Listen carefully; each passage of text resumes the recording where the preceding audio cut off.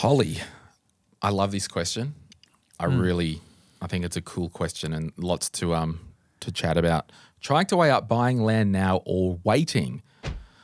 Tell me what considerations I may not have thought of. I'm a single mum and looking at building. I have cash to buy a block of land now, but won't be ready to borrow to build until mid-year as I'm studying and have to finish a placement shortly. Awesome. I do really like this block of land. I have already checked out what my future borrowing capacity looks like and future budget with a mortgage. Awesome. We'll negotiate lower price on land and do an extended settlement. I guess because I don't have a job at the moment, I'm hesitant. However, there's no rush to build and I have previous professional career to fall back on if I need. What else have I not thought of or considered? Should I just wait? Best to go now in case land continues to rise in price, ? It's well priced compared to other developments, which are already 10 to 20K more. So in light of what we've just talked about, John, the first thing we're doing is how much to insure the house once we build a house on there. Because if it is in a region that could be a bit risky, we want to know that.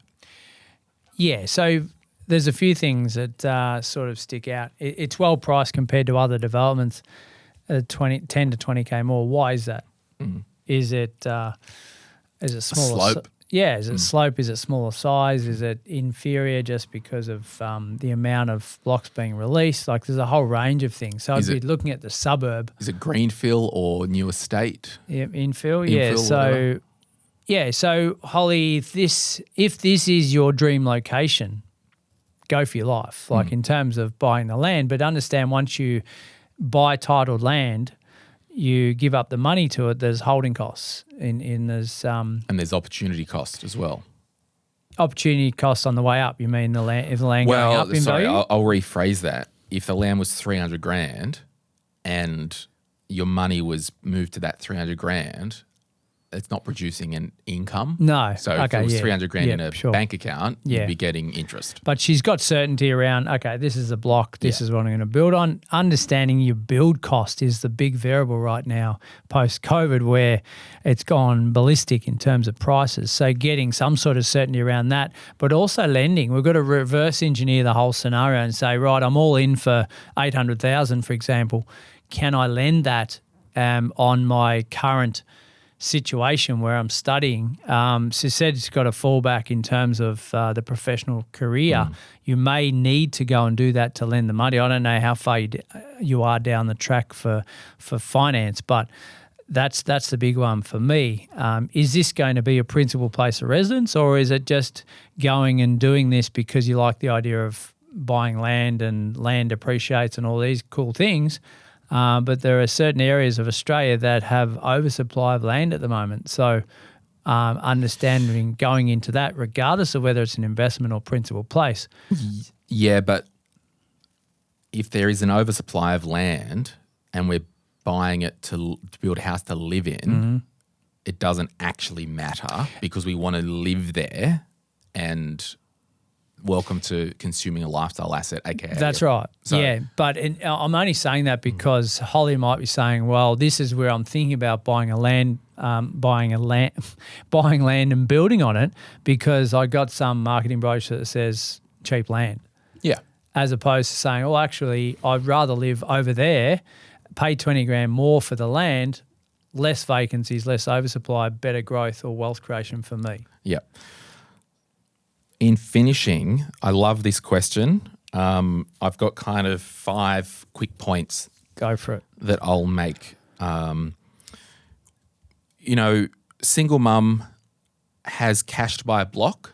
Awesome. To me, that says I've potentially come out of a relationship and there's an asset property settlement and I've walked away with a pile of cash. Yeah. Okay.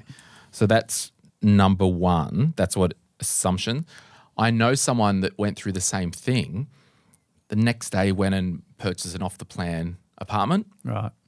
And which is like we want to build security in future, but before that property even settled, they were remarried and not even. So I'm probably saying maybe wait 6 or 12 months for the dust to fully settle. Okay. If that's the situation. If that, maybe. Yeah. I don't know. Number two, if you did it, it's got to look at the stamp duty. Now, it's the good thing about buying land versus a house. If there's a house and land, the neighbours, that's worth 700, when you buy it, you pay stamp duty on 700. If you buy the land that's worth 300, you pay the stamp duty on 300. So that's cool. Yeah. So what I'm saying is, work out the stamp duty plus any agent costs if you had to sell it, and maybe plus or minus 10 or 15%. So if you did buy it, you know that if I need to sell it in a few years, it's going to cost me 25 grand. Yes. Just as a worst case scenario, and the liquidity on it. How long is land staying in case your situation changes? Yep. 3, emergency fund. We just want to make sure you've got a fully funded 3 to 6 months worth of an emergency fund. Yep. 4, I kind of say go for it if, 1, you can afford the yearly rates at Yes. council, and it's not in North Sydney and they're going to double it overnight and all that stuff. And repayments. 2, you can fund the yearly lawn costs or maintenance. 3, the neighbours.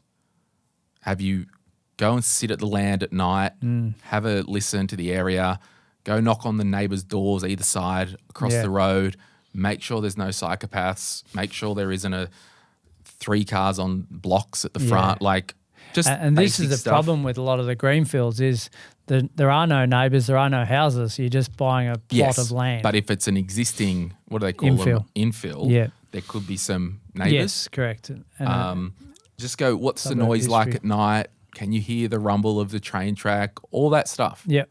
And then finally, you need to just know if it is one of these estates or whatever, are there any caveats on the block? So if you buy it, they kind of say, well, you have to have a facade that's this colour when you build Build standards. and all that stuff. So Yeah. I think it's a goer, but you just go and see a conveyancer, get them to look at the contracts, get them to run the usual sweeps, make sure that the government aren't going to build a freeway behind it next year.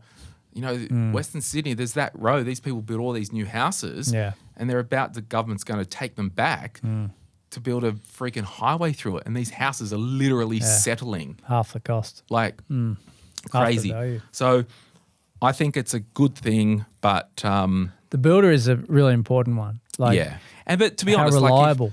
and the only other thing as well with this settlement that you have, I'm assuming it's a settlement. Did you take cash in lieu of a super transfer? What's your super like? Do we need to put a bit of money into super and slow down on the land purchase? I don't know. I'm just saying there is no major red flags here. I love this. There's a lot of orange ones though. There's just a lot of just double check and Yeah. just be aware of if your situation changes, what is the potential downside? Yeah. And that could be, well, I'll have to pay, I paid stamp duty, so that's done. I'll have to pay agent fees. I might take a 15% bath on the cost, and the liquidity could take 6 months or a year to sell the bastard if I need to get out. Yeah. And I'm not generating an income on the that land. asset. If that's all good, go for it. And if the neighbours, anyway, we'll leave it there. Thank you so much for listening. Thanks to Holly, Sophie, Shirls, and Emily for your questions today. Really appreciate Very good. you having us in your ears. We'll see you next week. Bye, John. Bye.